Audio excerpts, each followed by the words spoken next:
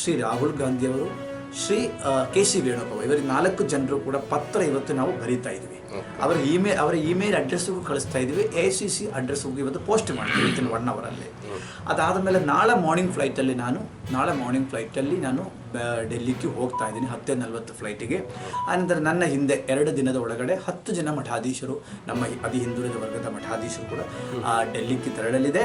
ಅಲ್ಲಿ ಯಾರ್ಯಾರು ಸಿಗುತ್ತೆ ಕಾಂಗ್ರೆಸ್ ಹೈಕಮಾಂಡಿನ ಇದಿದೆ ಅವರಿಗೆ ರಾಜ್ಯದ ಪರಿಸ್ಥಿತಿಯನ್ನೇ ಅರ್ಥ ಮಾಡಿಸ್ಕೊಳ್ತೇವೆ. ನೋಡಿ, ಈ ಥರ ಘಟನೆ ಇದೆ ಎಲ್ಲ ಹಳ್ಳಿಗಳಲ್ಲಿ, ಜಿಲ್ಲೆಗಳಲ್ಲಿ ಈ ಥರ ಎಲ್ಲರೂ ಕೂಡ ನಾವು ಹಳ್ಳಿಗಳಲ್ಲಿ ತಿರುಗಾಡೋರು. ಆದ್ದರಿಂದ ಆ ಬೇಡಿಕೆ ಇದೆ. ಒಂದು ವೇಳೆ ಮಾಡಲಿಲ್ಲ ಅಂದರೆ ಕಾಂಗ್ರೆಸ್ ಪಕ್ಷಕ್ಕೆ ಬಹಳ ದೊಡ್ಡ ಹೊಡೆತ ಬೀಳುತ್ತದೆ, ಕಾಂಗ್ರೆಸ್ ಸರ್ವನಾಶ ಹೋಗುತ್ತೆ ರಾಜ್ಯದಲ್ಲಿ ಅನ್ನತಕ್ಕಂಥದ್ದು.